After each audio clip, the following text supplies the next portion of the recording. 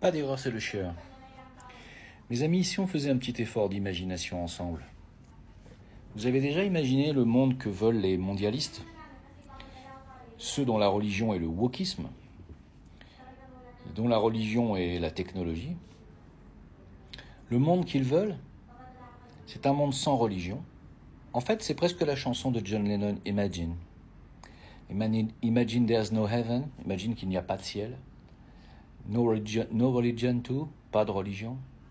Je rappelle que John Lennon, pour faire rendre célèbres les Beatles, avait pactisé et avait lui-même avoué avoir vendu son âme au diable.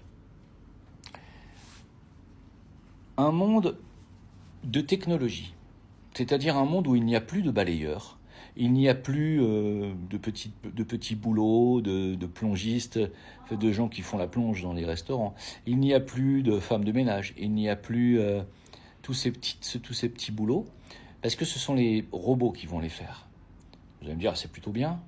Oui, mais c'est pas tout.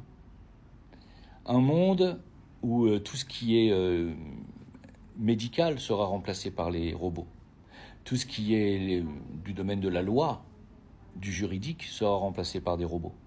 C'est-à-dire les juges, les avocats, les notaires. Plus moyen de discuter, plus moyen de contester. Vous serez malade, vous irez passer des tests automatisés, des diagnostics seront automatisés, il n'y aura pas de contact avec un médecin. Alors vous allez me dire, finalement, que feront les hommes? Justement, ils seront plus là. Parce que le monde que veulent les mondialistes est un monde où nous serons moins de 500 millions d'humains. Moins de 500 millions d'humains. Ça veut dire plus de musulmans, plus de catholiques, 95% des Indiens ou des hindous d'Inde en moins, que tous les gens qui vivent à travers la foi et la religion ne seront plus sur Terre, puisqu'ils n'auront plus leur place. Vous voyez un petit peu déjà le coup de balai qui se prépare. Vous le sentez pas? Vous ne comprenez pas le monde qu'ils veulent? Ils veulent un monde d'oligarchie et d'oligarques, où tout le monde aura sa place au soleil, tous les gens vivront dans des hôtels de luxe. Je rappelle que dans la chanson de John Lennon, Imagine there's no heaven, no possessions, c'est-à-dire pas de possession, c'est-à-dire pas de maison individuelle, pas de voiture individuelle. Vous aurez accès, les gens auront accès à ce moment-là au luxe, ils auront accès à l'opulence, ils auront accès aux taxis gratuits sans chauffeur, ils n'auront plus de véhicules particuliers, ils n'auront plus de maison, ils pourront aller d'un point à un autre de la planète sans aucun problème avec certainement de la technologie non polluante, et ils seront moins de 500 millions. Tout le monde aura beaucoup de loisirs, parce que pas besoin de faire la vaisselle, il y a les robots, pas besoin de faire le ménage, il y a les robots, pas besoin de faire des courses, ça sera livré à la maison par drone. Est-ce que vous imaginez ce monde? Tout sera propre, tout sera carré, il n'y aura plus de bagarre, il n'y aura plus de guerre. Nothing to kill or die for. Rien à tuer, ni aucune cause pour laquelle mourir. Ce qui est écrit dans la chanson de John Lennon. Je ne sais pas pourquoi j'ai fait un parallèle avec la chanson de John Lennon, ça m'est venu comme ça. Mais effectivement, je me suis rappelé que John Lennon avait effectivement pactisé et avait fait un pacte avec le diable pour rendre les Beatles célèbres. Et il n'est pas le seul. Il y a beaucoup d'artistes anglo-saxons qui ont fait un pacte avec Aleister Crowley pour devenir célèbres. Mais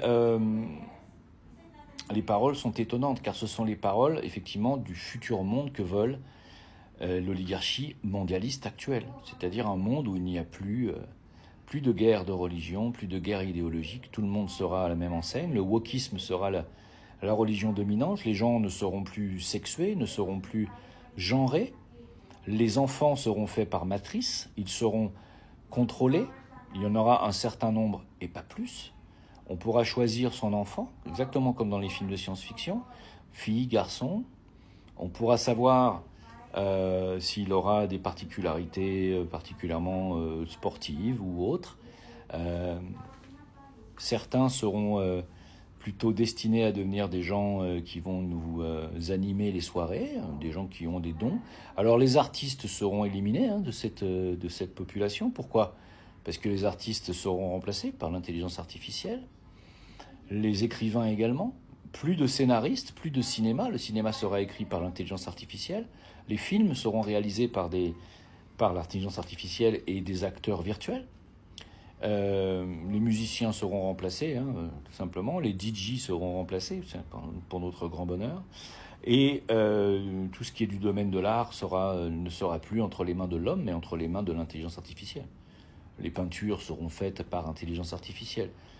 Les peintres seront des robots.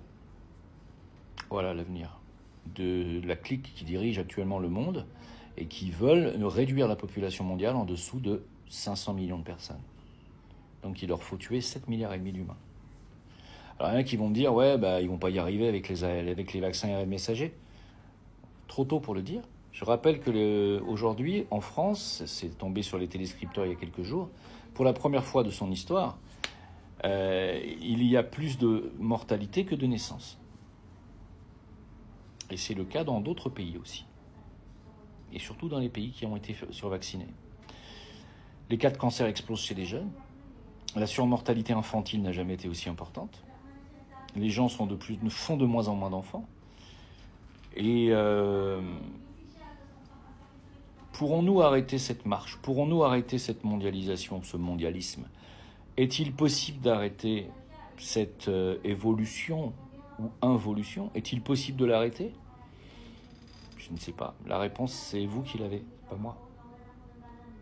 J'ai juste fait un petit effort d'imagination et je voulais partager. Voilà, donc je vous la partage.